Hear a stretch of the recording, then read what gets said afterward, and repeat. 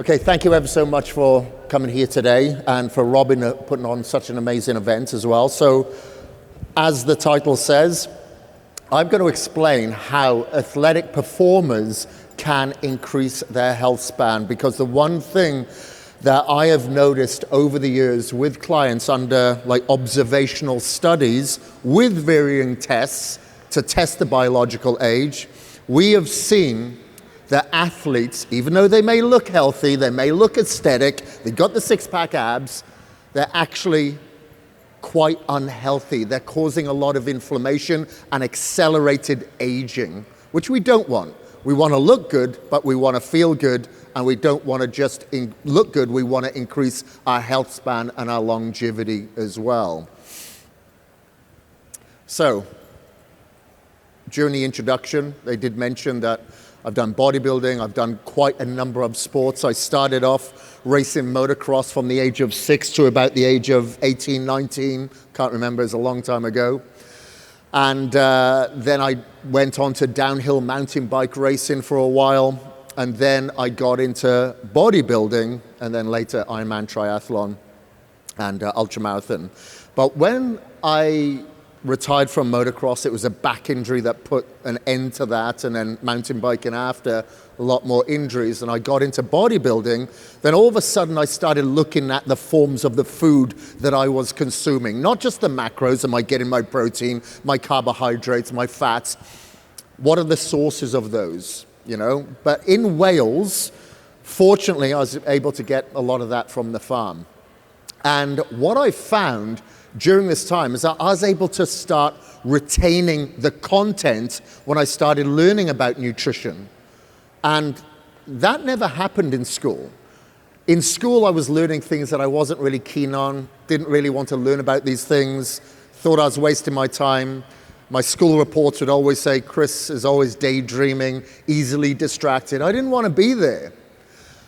Not knowing that the food that I was consuming maybe wasn't nourishing my brain, because now all of a sudden, as soon as I started eating healthier to push my bodybuilding endeavors, eating cleaner foods, not processed foods, lesser inflammatory foods, then I started feeling better. I had more energy, I had more confidence, and I was able to retain content. So with this newfound enthusiasm, I went and studied international health and sports therapy for 3 years. Absolutely loved it, and it's become my life since. Not only is bodybuilding, and I could talk about any sports, but I'm talking about bodybuilding because that's what I did. I was building my confidence, I was building my bone density, I was building my energy. And that's a lot more than just standing on a stage and being in posing pants and oiled up and flexing on stage. It was so much more than that, and it was therapeutic. What I found when I gave up motocross, my identity had become attached to adrenaline. I needed adrenaline just to kind of feel normal and feel okay with myself. But of course, you can't rely upon that forever. So weight training became that therapeutic endeavor for me. It wasn't just about aesthetics, it was about feeling good and feeling level-headed and having some mental stability. So there's so much more to it. And that's why I encourage everybody to find that scratch that you want to itch, whether it be yoga, whether it be walking, whether it be tennis or weight training. Please do include some form of activity, but I'm always going to be the evangelist for some sort of weight training because it helps with balance, mobility, density of the bones, density of the muscles, and we know that there's an association with longevity when it comes to squat strength and when it comes to grip strength. So there's a lot of benefits there. But once I started really getting into the bodybuilding, and then further from that, I was like, well, I love cardio. I'm one of those freaks that just enjoys doing cardio. A lot of people think it's mind-numbing. I actually enjoy it. I want to be mind-numbed. But when I started doing that, again, I used that enthusiasm from bodybuilding to go into Ironman triathlon with the same rigor where you usually overtrain somewhat. And that's the thing, with people who actually get into competitive sports, the difficult part is not getting them to do it, to get them to train. it's getting them to pull it back. And soon you realize this enthusiasm can burn the candle at both ends, where you're pushing yourself too much, but it becomes addictive. And it's really difficult to take a day off, because a day off is a day wasted, okay? So let's just look at a few of the things here of why we accelerate aging. Well, we overtrain. We train too much, maybe train too long, maybe too much volume. You know, if you look at people that are into endurance training, you know, Jag here does marathons all around the world. It's very difficult to back off. You're like, if I'm doing 10 miles today, then 12 miles are probably going to be better. If I'm going to go for an 80-mile ride on the Saturday or Sunday, maybe I'll do a century, I'll do 100 miles. So we know this isn't very good for inflammation. It's not good for your testosterone levels. It can actually downplay your testosterone levels. This overtraining can have a lot of negative effects, a triad of effects, and a downstream of effects for the future. So we have to be conscious of this, and a lot of athletes have additional stress, additional stimulants like caffeine, pre-workouts, all sorts that can lead to adrenal fatigue, which means that now you're going to take in more stimulants just to get the same effect, more caffeine, and it's just going negative, negative, negative. You have to push yourself more and more. And then, again, athletes will generally sacrifice sleep if they're going to sacrifice anything. There's only so many hours in a day, got to get my work done, I have family commitments, and I got to train. Okay, I'll just back off the sleep, forget that.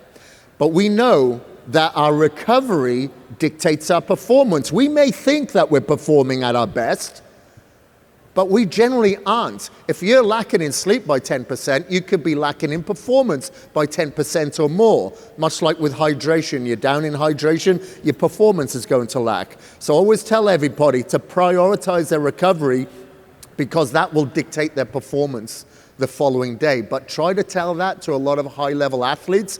It's very, very difficult. But that's why it's good to have an outsider's perspective, because we all think that we can do more. And that's why it's really good in this day and age that we do have forms of quantification that measure our heart rate variability, our sleep quality, how we're feeling on that particular day. Of course, you've got to use your own intuition as well, but those are really good markers that we have in today's biohacking world that we didn't have 10, 15 years ago. And then overstimulation of the mTOR pathway. So mTOR gets signaled a lot of the time when we're consuming proteins, animal proteins, high levels of leucine. So it's signaling mTOR, mTOR, mTOR, which is phenomenal for anabolism, for putting on muscle, but it isn't necessarily the best for anti-aging. It can actually accelerate aging. Okay, so we have to be conscious of this. What can we do? Well, maybe we can fast on our non-training days, but I'll go into that now in a second. So, other reasons why athletes do accelerate their aging.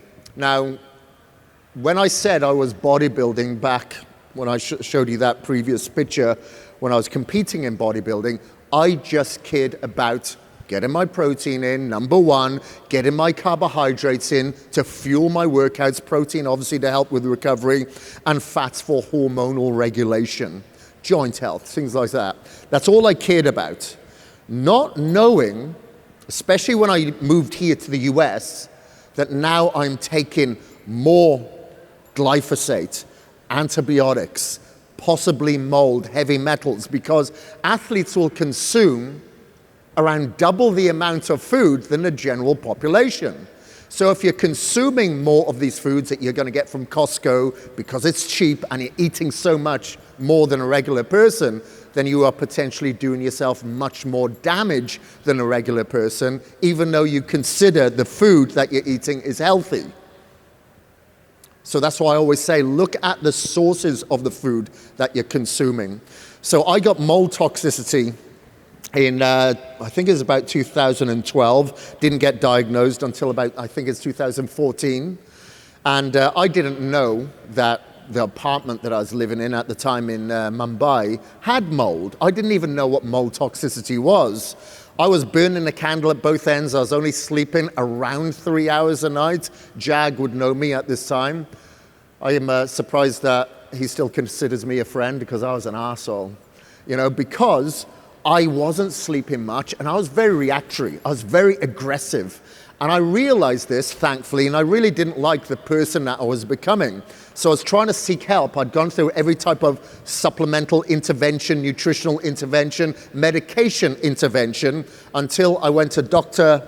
Spanag's clinic in Oldsmar, Florida, and where he diagnosed me with mold toxicity. I stayed there for 6 weeks, and I continued with my detoxification protocol that I'd learned from him for the next 2 years. Now, I started looking into consumer products, the highly consumed products by us, especially here in America. Coffee. The majority of coffee that we consume has mold spores or is sprayed in herbicides, glyphosate, or pesticides, and it's usually washed down with a water that isn't always hygienic. But we consume it and we don't think of it as being a bad food or a bad product to consume. And then we have the grains. If the grains aren't harvested and immediately put into a vat to dry out, or they're not dried out before they go into the vat, then mold spores can grow from there. And we have a much lower higher toxicity level here in the US than we do in the EU. So if the EU doesn't want that particular grain because of the toxicity levels, US will say, well, we will take it, and that's what we're consuming. You'll also find it in a lot of wines, in grapes, in chocolate. So you have to kind of do your research, because this can be a neurotoxin. It can have different effects on different people. And then artificial sweeteners. There's the fat-free craze, and we go for these condiments, sugar-free sodas. We go for our pre-workouts, our post-workouts, our protein powders, etc., that are laden in artificial sweeteners. We consume it because there's no calorific value, but we know overconsumption, I'm not talking about consumption, overconsumption of these sweeteners can potentially affect your gut microbiome, cause gut dysbiosis. And the majority of our hormones are created within the gut. How are we supposed to have adequate hormonal regulation if we're not prioritizing the health of our gut microbiome? We can't. So again, buyer be aware. Have a look to ensure that you're not over-consuming these artificial sweeteners, because they're hidden and laden in a lot of products over here. And again, the athlete is generally consuming much more than the average individual, because they're looking at their calorie count, okay? And they'll go the artificial sweetener route. And then exposure to blue light. Here in the gym, low lights, low ceilings. Maybe you're on a bench press, you're always looking up to artificial light, which has this flicker that you'll see when you record on a phone or a camera. You don't see it with the naked eye. But that flicker can cause your cortisol levels to increase. Now, it's okay to have some cortisol level increase during the day to keep you awake, keep you alert, but not constantly overpowered with it all the time. As Sean mentioned earlier, it's very important for us to be in that parasympathetic dominant state the majority of the time. We want to be sympathetic to a certain degree when we're working out, when we want more athletic performance from ourselves. But further from that, you need to back it off. So that's why a lot of the time you'll see me in the gym wearing my yellow lens, blue light blocking glasses, under lights like this today, which are very bright on stage here. It really does help. There's a reason why we get headaches if we're in a low-level light environment with harsh lighting throughout the day. It's that constant flicker. And then exposure to non-native EMF, Wi-Fi, dirty electricity. The reason why I put chlorine in there, because doing Ironman triathlon, I was swimming in a pool a lot of the time that was chlorinated. And that's not always good either, with your pores being open in a warm pool. Those pools are never really that cold. So your pores are open, absorbing a lot of this chlorine or endocrine disruptors. And then the Wi-Fi, dirty electricity. This may seem a little bit woo-woo. Luckily, we're at a biohacking conference, so hopefully this is a warm crowd. And I'm not cold selling this, but the reason why I'm very aware of Wi-Fi, dirty electricity, and non-native EMFs is because when my wife and I were in Vegas some years ago, we went to a festival there, and we were there for 3 days. And this was in Vegas. Outside at the Speedway, there was zero reception on anybody's phone because there was so many people packed into this small space. Well, it's quite a large space, but there was a lot of people there. So there was obviously a lot of people surrounding us with this EMF. And then where do we go to sleep that night? In Las Vegas, of course, in a hotel. And for about 4 or 5 days following, there was quite a large group of us. There was about 4 of us that felt like we had the worst hangover for about 4 or 5 days. And that's when I thought, well, we weren't doing drugs, we weren't drinking a lot of alcohol. What did we do? Well, we were in an environment where there was obviously a lot of EMF. I wonder if there's something to this. So I started, when I'd go and stay in Mumbai or LA, I kind of felt a similar sort of thing. Not so much at home, where I live in Boise, Idaho, but I felt it in populated areas. So I'd start wearing the fanny pack. I'd wear earthing trainers, if not grounding earthing, so the EMFs are penetrating through me, not into me. And I noticed my heart rate variability started to improve. My sleep started to improve. And then when I was in Mumbai last year, I was earthing myself every morning, taking my shoes and socks off, walking on the beach, but my sleep wasn't where it should have been. Of course, there's a lot of EMFs and Wi-Fi, and possibly dirty electricity around. So my buddy said, try doing the same in the evening. Not just the morning, in the evening. When I started doing that, my sleep started improving immediately. This can't be the placebo effect because I'm sleeping. But I could measure on my ring that my HRV had improved, but my sleep quality had drastically improved. So I say there's something to it, but not everybody is electrosensitive, much like not everybody is allergic to peanuts and has an allergic reaction.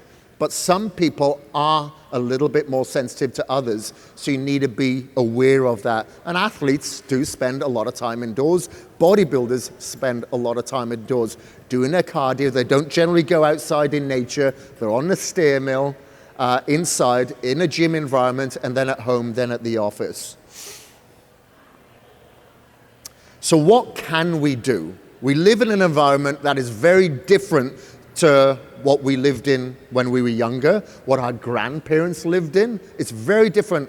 Our DNA hasn't changed, but the environment has changed. Cancer rates are going up, testosterone levels are plummeting. Obviously, our food environment is horrendous, so we have to be very much aware. So as an athlete, you are generally consuming a lot of protein, a lot of muscle meat, poultry, steak, pork possibly, fish, whey protein, eggs. That's a lot of methionine that we are consuming. Methionine. Now, methionine by itself has been proven now can accelerate aging. You have to balance this out with methionine, but no longer do we eat nose to tail. Our ancestors did. If you look at animals in the wild, what they'll generally consume first?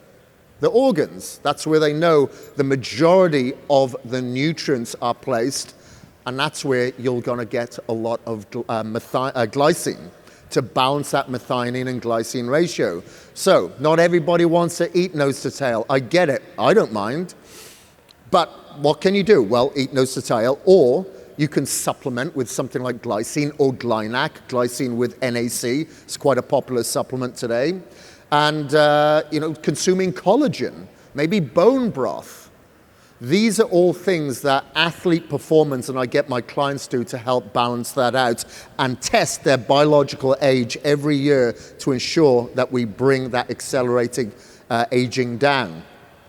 Exposure to red light in the morning, so the red frequencies from the sun in the morning are very restorative. It's good for our skin. It's good for our vitamin D levels. It's good for testosterone levels. It's good for our natural growth hormone production or optimization. But we're at a biohacking conference here. Not everybody has the time to do that 15 minutes in the morning, but I always try to go for the natural version first. But if it's winter in Idaho, I'm going to do the red light in the morning, the red light panels in the morning to help set my circadian rhythm, to tell me that it's daylight, and then I'll do it in the evening that tells my body and my circadian rhythm that it's time to power down.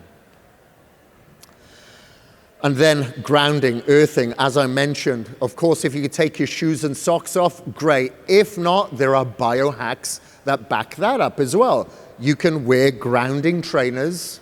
You can have a mat at home. So when I'm on the computer, I'll have an earthing mat plugged in, have my feet on that because I know whilst I'm on the computer, I'm going to be possibly absorbing a lot of EMF, Wi-Fi radiation. And then I have an earthing sheet as well. So I'm grounding myself at nighttime. Maybe seems like overkill, but you cannot get too much of it.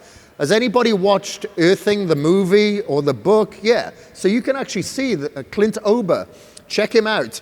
There are actually studies that showing that it can remove a lot of inflammation that penetrates you throughout the day.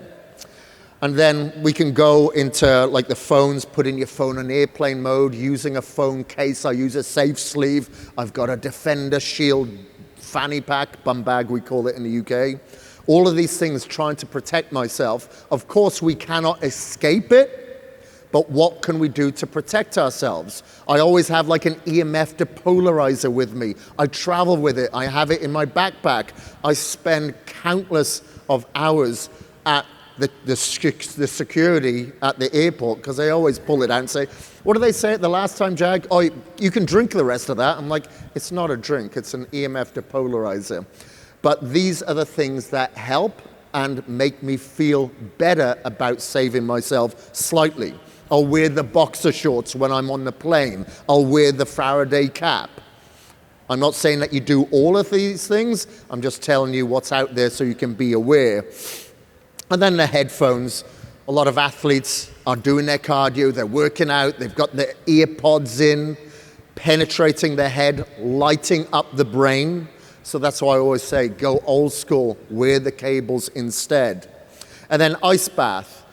Now, ice baths, we know that they've really trended over the past few years. I love ice baths. This was actually part of my college study. We would go from the sauna, jump into the snow, jump into the cold water, and this is back in the mid-90s. And this is something that I've absolutely loved. Not because of its anti-inflammatory effects. I definitely don't do it post-workout to blunt the hormetic response. I will do it before my workout to help increase or optimize my testosterone levels, because at 49 years old, I want to make sure that they are optimized further because that can accelerate aging. But the number one reason why I like to get my athletes and clients to do an ice bath is that it stimulates and tones the vagal nerve. So it can actually provide more mental stability throughout the day. And I want my clients to be in that parasympathetic state throughout the day. And this is where the ice baths really help. Of course, you may not feel that you're in a parasympathetic state while you're in the ice bath, but following that, once you've got through the initial shock, you can guarantee you'll feel so much better about yourself throughout the rest of the day. And then blood sugar regulation. Athletes consume a lot of food, generally a lot of carbohydrates, to fuel their workouts. So you're constantly going to get a spike of insulin, another spike, and some people have actually caused insulin resistance from this. So that's why I do suggest some sort of movement post-meal. Maybe use a blood glucose disposal agent like dihydroberberine. Sean, that was here before, he actually trademarked Glucovantage, which is a great carbohydrate or insulin suppressor to a certain degree. Helps stabilize your blood sugar levels. And then we have antioxidants that don't blunt the hormetic response. So I like to do two things, two antioxidants that I really enjoy. My Vital C, which is a human-grade version of carbon C60, and hydrogen-rich water. Alex introduced me to the tablets here many years ago, I don't know, 6, 7 years ago, and I've been hooked on them ever since. I take them especially when I'm on flights, knowing that I'm going to go through a lot of free radical damage, but I'll also take it around my workouts as well. I know if I take things like vitamin E, it can blunt the hormetic response from my workout, but hydrogen isn't. So I always have those tablets with me. I have them every single day, but I'll double my dose on hard training days and when I'm traveling on flights. And I travel about 6 months of the year. So it's very important that I get a lot of that antioxidant fill to warn off a lot of the reactive oxygen species. And then, the things that people don't usually value, or my clients don't at least, until I really explain and get them to apply these benefits, is the free things. Meditation and breath work being those two things. So meditation is, again, phenomenal. It's free, but it's difficult. When I ask people, have you meditated? Everyone puts their hands up. When I ask them, do they meditate? Many people don't, because it is difficult. And in an environment today where we're always on the phone, we've always got distraction, it is very difficult for us to focus on one thing. This is why I read every night, or one of the reasons. It kind of lulls me to sleep, but it gets my focus, it gets my attention away from the distraction that I'm usually accustomed to throughout the day. A lot of my work is on the phone. I'm getting that dopamine fix, dopamine fix, dopamine fix. And then during the night, it's very common for the brain to continue to expect that dopamine fix. So it wakes itself up. Where's my dopamine fix? Where is it? I need it. So you have broken sleep cycle now. So it's good to bookend your day. No phone in the morning for about an hour. No phone for about an hour before bed. Definitely do not have your phone in your bedroom, under your pillow, or charged up. When you're charging your phone in your bedroom, it's generally radiating much more EMF, around 7 to 8 times. So just be aware, again, don't allow the phone to use you. You're supposed to use it.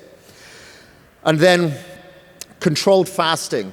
I get my clients, and I do it myself, not all the time, haven't done it recently, but I get them to fast on non-training days. Of course, some people fast all the time.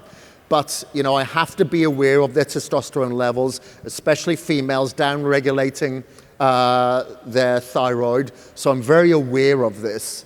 So usually athletes that I work with are trying to maintain or build muscle, improve their performance. A lot of their energy requirements are glycolytic, not everybody. So I'll get them to fast because they're signaling their mTOR pathways all the time on their training days, maybe 5-6 meals a day. So I want to then counterbalance with the AMP kinase pathway on their non-training days, signal autophagy, take the stress of their digestive system, because we're trying to increase their health span, not just their performance. And then, consuming foods that are humane raised, organic, wild caught is very important. Because as I said before, if we're consuming 5 or 6 meals a day that are laden with antibiotics, glyphosate, heavy metals, etc., we are causing a lot of unnecessary trauma and inflammation, even though we may think that we're eating healthy, okay? And then further from that, if you are somebody that is an athletic performer and gone through a lot of injuries, like me, from a lot of extreme sports, tore 68% off my tricep off the bone a couple of years ago, snowboarding, then stem cells are absolutely phenomenal. That keep us in the game, because athletes need to have that therapeutic dose of working out. If they don't get it, they kind of lose their purpose, and the universe says, hey, I don't need you anymore, we're going to accelerate your aging and get rid of you.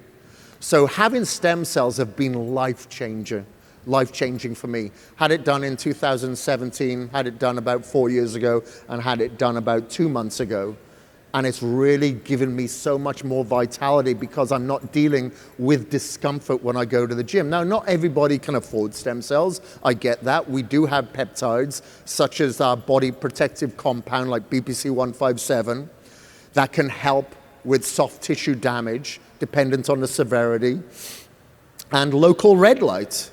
You know, there's a company, there's various local red light companies. I like this LumaFlex one, where you can just put it on areas of a little bit of inflammation and concern, help with the elastin production, collagen production, and inflammation. So, I want to pass this on to some questions now. If you do have any questions, please do ask them. I think there's a microphone right there, so you'll have to stand to the mic and sing me a tune. So I'm also from Boise, so that's amazing. Do I know you? I can't see you. A couple years ago, I moved to Nicaragua. Nicaragua has the ability for me to biohack at a better level. I've gotten rid of everything on the screen that you've talked about. My Oura Ring scores have hovered around a 92 to 96 constantly, unless I miss my bedtime, and then they really dip down into like the high 80s. I have really hacked my health, and I've taken a long time to, but I cannot get the mold under control in a tropical environment, especially with the rainy season coming up until November. I have so much stress because when I am exposed to mold, I gain about 15 pounds overnight. I have a tire around me. My cognitive ability to think and perform go tremendously down. Yeah. My depression shows. What do I do about this? I literally uprooted and sold absolutely everything to invest in this country. Yeah. On the beach, because of the grounding, because of ionic charges. I don't have Wi-Fi. I don't have blue light. I have an air-flowing home. What do I do about the mold? So you don't have mold in your home, correct? It's outside of the home, within a woodland or what? It sits in the clothes. My books mold every year. So my books in the rainy season will mold. They get dingy and smelly. I can't keep board games around. Anything wooden is going to have mold in it. And I really need to know what to do because I'm considering leaving and that's not an option. And the stress it's creating me is hurting my cellular development just in the stress alone. Yeah, okay. So, yeah, it's a very difficult one. So are you doing anything such as ALA, glutathione? I do glutathione, I do charcoal, but I'm only doing charcoal every so often. I'm eating all the organ meats to put back in my body. You doing chlorella? I don't do chlorella and spirulina anymore. Okay. Mm-hmm. Had a negative effect from it? I do, yeah. It seems like I'm trying to get rid of all of the plants. Amazingly, I do meat and sweets down there. Right, So I'm a meat and sweet girl. When I get off of the plant or the fruits, I even feel better. But if I get a high dose, if I go into somebody's business down in Nicaragua and they have mold in their AC, which is everywhere down there, I will wake up the next morning and not be able to walk on my feet because the inflammation is so bad. I'm still getting great Aura scores though. My HRV is amazing. I'm just so confused. Yeah, I think, that's a physical aspect that the HRV is measuring. It's not so much what's happening to your brain. I don't think it's measuring that much. The reason why I said chlorella, and Sean may be able to speak to this, with activated charcoal, it can be a little bit harsh. It can chelate some of the vitamins and minerals that you're taking in, but maybe that's why you said you're only doing it every several days. Chlorella, I find, is a little less harsh, and you can do it more frequently to help chelate. And the other thing that I was saying was a glutathione and an ALA. I found doing the IV, but I did this every day. As part of my detoxification protocol, 5 days a week I was doing glutathione and ALA IV to go through that detoxification process. That may not be manageable for you there, I don't know. The other thing that I was going to mention, and you may not want to hear this as well, I got this in India, I moved. I had to move. But the other thing, if you go to a place like Spain or Portugal, you see the way the houses are built there, there's nothing that really soaks in the mold. It's all cement, no square corners, they're all rounded, nowhere for the mold to hide. However, I do understand if you're keeping paper, books, clothes in a house, then it can obviously gravitate towards those areas too. So Sean, we're dealing with mold toxicity here. She's from Boise originally, moved to Nicaragua to really biohack her health, get the ionic charge, but because of the humidity, because of the tropical weather there, she's got a lot of mold that she's trying to get rid of. She's got a filter in her home, but just can't get away from it. Goes to people's house, there's mold there. She has to replace clothes or books and stuff like that every year, correct? Yeah. Yeah, don't know really the outcome here. Anything? Sorry to put you on the spot, buddy. N-acetylcysteine.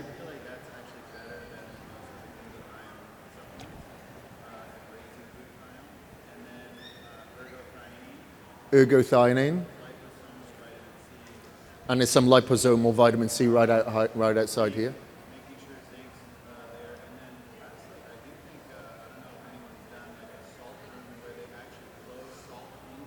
Yeah. Right, okay. Yeah, you can actually get those halo salt puff therapies. dispensers I can put in every room. Oh, you've got them in every room? No, I can. That's great. That's amazing. I can do that. Right. So, okay. And then I know there's people, just long-term effect. If it keeps happening and I keep being sick with everything I'm doing right, I will need to eventually move, correct? I can't see any other way out of that, I'm afraid. All right, thanks. Yeah, no, of course. I'll see you in Boise, maybe. Yes. Yeah, ozone generator maybe as well. Sean has just mentioned an ozone generator. Do you have one of those? No. Okay. Yeah. Yeah.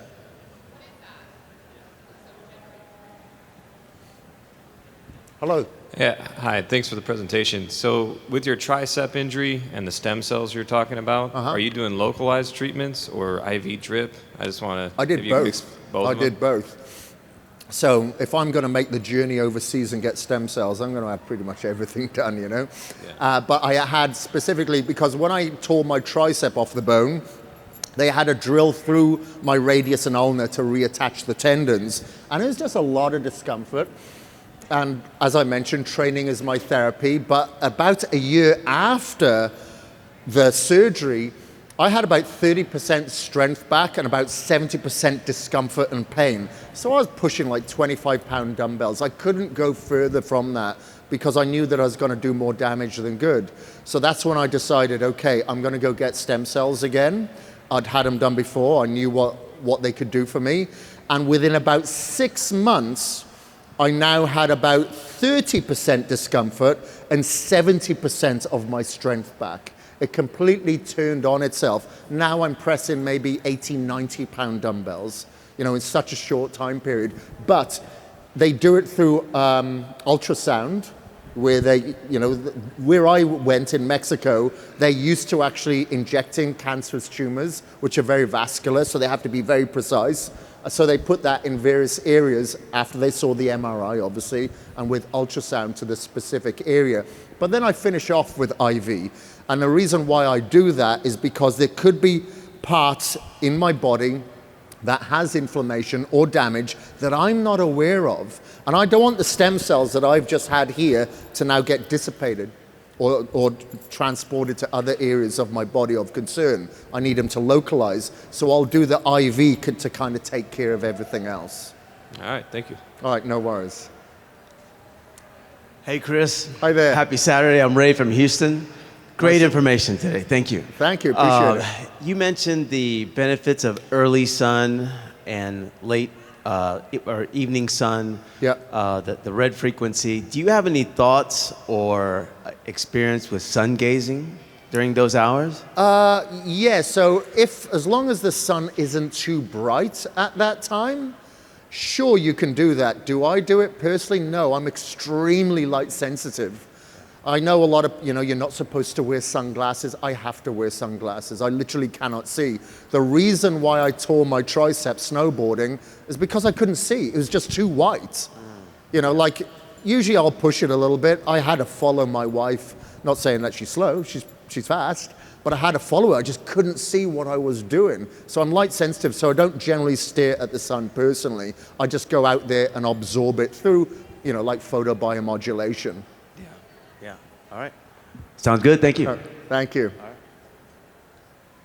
Hello. You mentioned no phone early in the morning, like the first 1 hour. Why early? Why early? Like, why no phone at Because that hour? generally it can cause some addiction. So we become very reactory.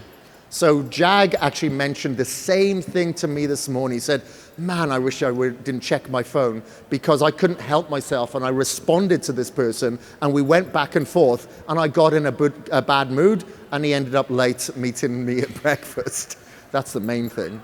But it can actually have a negative impact, because if you get that dopamine fix first thing in the morning, you should be a little bit more relaxed, serotonin, oxytocin, but you get that dopamine fix immediately, then that can cause you to seek that dopamine fix intermittently.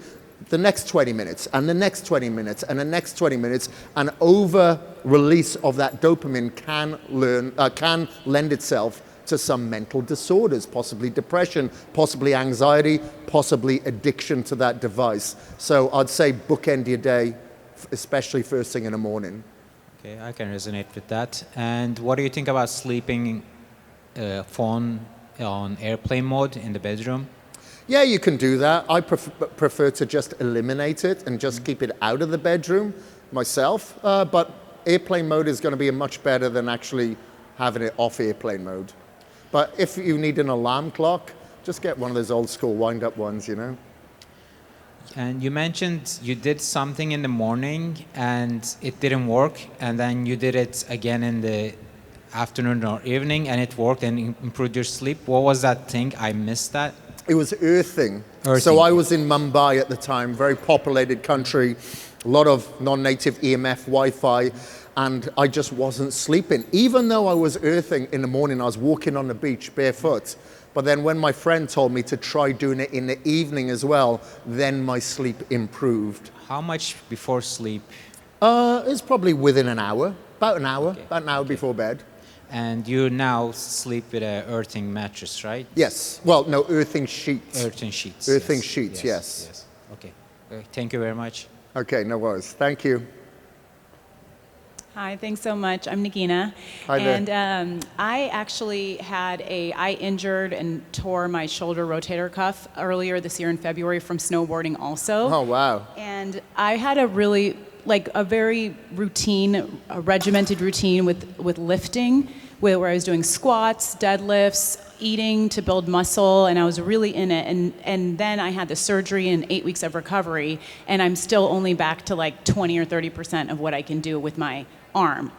So when you went through this, what are some things that you can do to keep yourself in shape and keep building muscle, even though you can't do things like squats or full body functional movements like that? What are some ways to stay? And to also, the other thing is that all the sports that I do are adventure sports, like rafting and climbing, biking, and I can't do any of those things for at least another several months. Okay. So how do you keep building and growing and staying excited as well? Okay.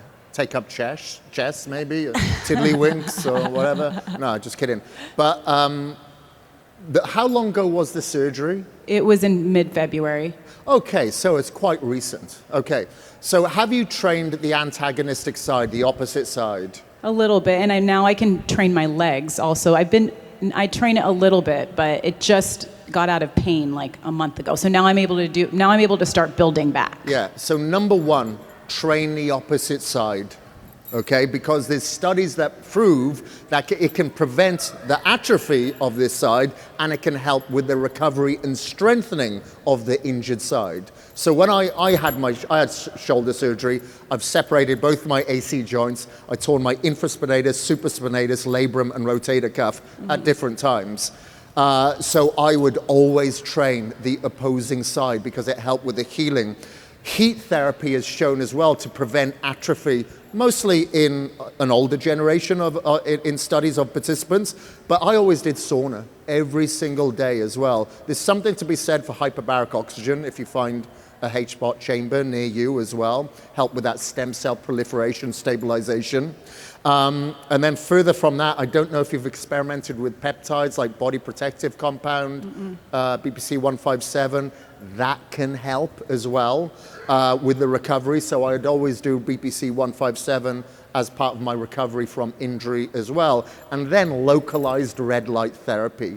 If you have like a localized red light therapy, you could use like 20 minutes a day, you can do that. As far as your training, what I generally do, like I said, I'll train the opposing side, but I will train with much more intensity so I don't have to train with so much weight. So my rest periods come down and the volume, such as my repetitions and the sets, go up. So I'm still getting that therapeutic value from it mentally, and you're still making gains and strength gains, and you're evolving physically, but it's just a different way of doing it until your strength comes back. Because I've seen it so many times where people go back too quickly, and this is what happens. That's the reason why I started doing Ironman triathlon initially, is because I was dealing with some injuries. I just had shoulder surgery, so I was like, okay, I'm gonna do Ironman triathlon at the moment because swimming will be really good as part of that rehab. Because swimming before I had the surgery, I'd swim like a banana, unless I had a line to follow because of that injury.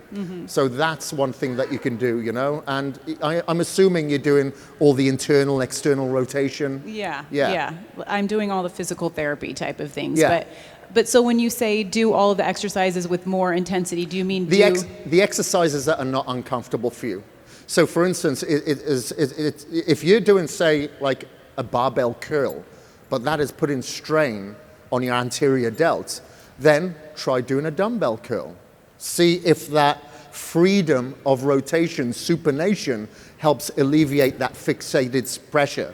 That's what I found. I'd stay away from bars. I'd go for dumbbells or cables or machines that work with the biomechanics of your body a little bit better. Because after an injury, your biomechanics may have changed. That insertion and attachment point may have changed slightly because of that tear. Okay, thank you so much. Yeah, eccentric load and isometric load. Yeah, blood flow restriction. This is the man. By the way, if there are any more questions, I don't know if you're kicking me off yet. If you've got any more questions, I'm going to be right over at the Vitaboom there booth for a little while. You going there as well, Sean? Okay, we'll both be there, so you can hound him too. All right, well, thank you ever so much, everybody. I appreciate it. I'll speak to you soon. Have a good day.